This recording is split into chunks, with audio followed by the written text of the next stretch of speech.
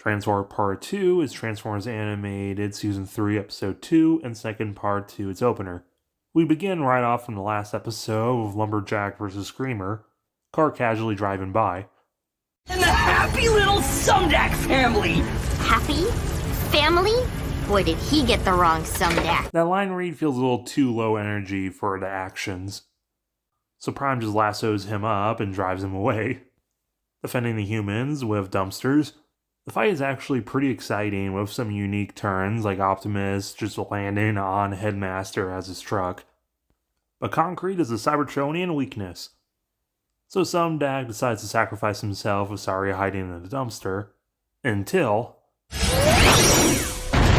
Get away from her, you bitch! Prime's arms detach so he can drive into the Burger Bot. That trauma outweighs the family problems. Prime actually very reasonably says, "Hey Henry, why don't you stop being a noob and transform?" And he says, "I am the master of head." Hello. You fucker. And yeah, the Headmaster is way too big for Starscream's body. Luckily, because he's a human and this is still a kid's cartoon, he's not going to get compacted. Fanzone takes Masterson right out of the series. Prowl was going to make a cameo in these episodes, but he was cut for time. Later at Sumdac Tower, Prowl was waiting around for hours to give the news that Sari is a bioorganic protoform. Their faces are pretty funny. This is the first time we actually see a protoform in animated, being the Transformers, fetus, before they develop anything. First seen in Beast Wars. The design's incredibly similar, just now with the, bathing suit being black, rather than being dark or silver. Sari takes this very well. Now, how exactly a protoform got into Sumdac's lab? No time, Bulkhead's down. As the rest of the cast is teleporting willy-nilly, and Omega shuts down, and the Space Bridge network is shut down. Cliffjumper here is played by David, as Blurr literally ran all the way here, ditching the Seekers, and he's here with all that knowledge, and the only one who knows about Shockwave, and knows about the Decepticons' plans. And the only one else around is Longarm. Hey, you don't normally turn into a tank, The Shockwave makes Blurr play Sewer Shark.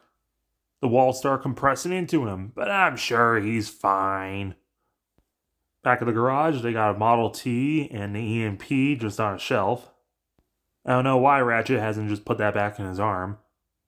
Look what I just learned to do! Bulkhead! I needed that! Oops. Sari's like, "Why don't we just keep Bulkhead?" And Ratchet's like, "You kids always wanted the easy way out. Back in my day, I walked 15 miles in a blizzard to go to school. Yeah, whatever, boomer."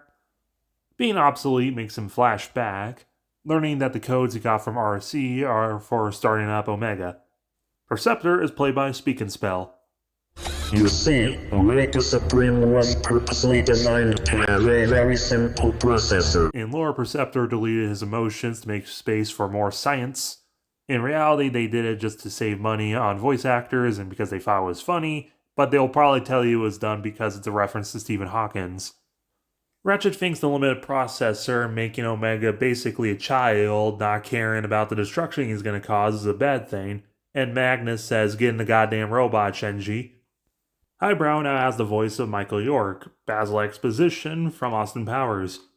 That bot was meant to be Agent RC. She was a teacher before she joined Intel Division. So now Ratchet has to be the robot commander of Omega. Back in the now, Bulkhead pulls a thing out of his ass. Realizing that B's been teleporting around, they can use this thing to track him and bring him home, after keying it so it can work. Meanwhile, Megs doesn't have a key, so he's trying to hotwire Omega with stasis cuffs. I mean, it kinda works, it gets the headlights working, but the headlights also wake up living asteroid monster things, which are called Rock Lords. This is a GoBots reference. GoBots' equivalent of the G1 movie is Battle of the Rock Lords, where they have to deal with a bunch of transforming rock people, which excited the next generation of geologists, I'm sure. Derek being Derek and going into overtime designing these monsters, not being clones of each other, even though they will be later. Omega starts up for a second to teleport them away, just as B arrives fashionably late to be eaten, but Bulk pulls him and the monster back. And the Rock Lord just starts chasing the sun, and Sari wants to help out, but no, not this time. Giant Lithoid is scary. So Autobots, and only Autobots, transform and roll out. Sari's pissed about this, and she starts thinking, why don't I key myself? Good thing her clothes are skin tight, and lift up with this panel, and has a Gurren Lagann style transformation.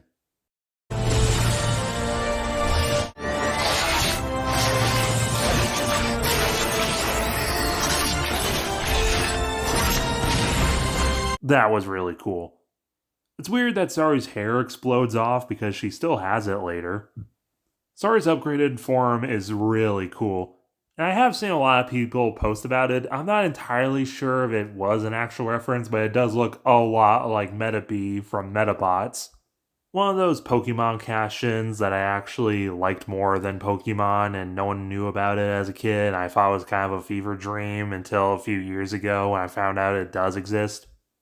Megs is still having car trouble, so just throw a Starscream in there. Good enough. Sari super speeds onto the scene, looking badass. Despite our first time seeing the daggers be disconnected, the rest of the time we see the daggers are attached to her arms.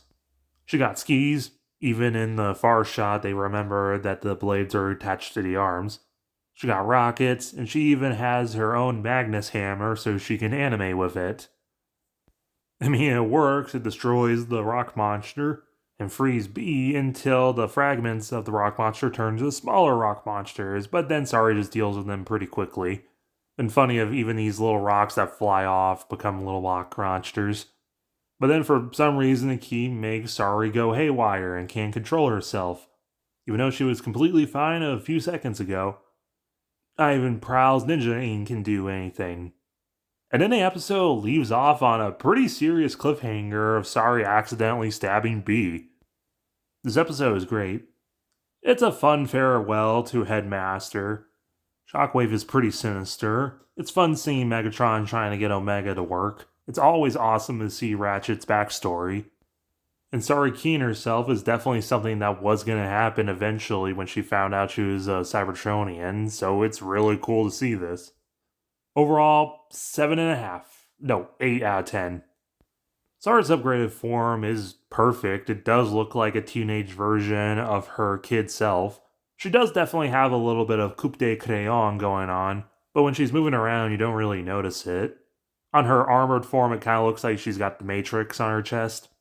I kind of wish her ponytail things were a little bigger like it was as a kid, but whatever.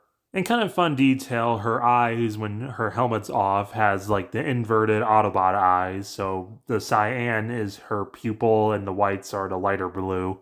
And then helmet on, it's the Autobot normal eyes. Make sure to hit that like button and the subscribe button for the rest of the series.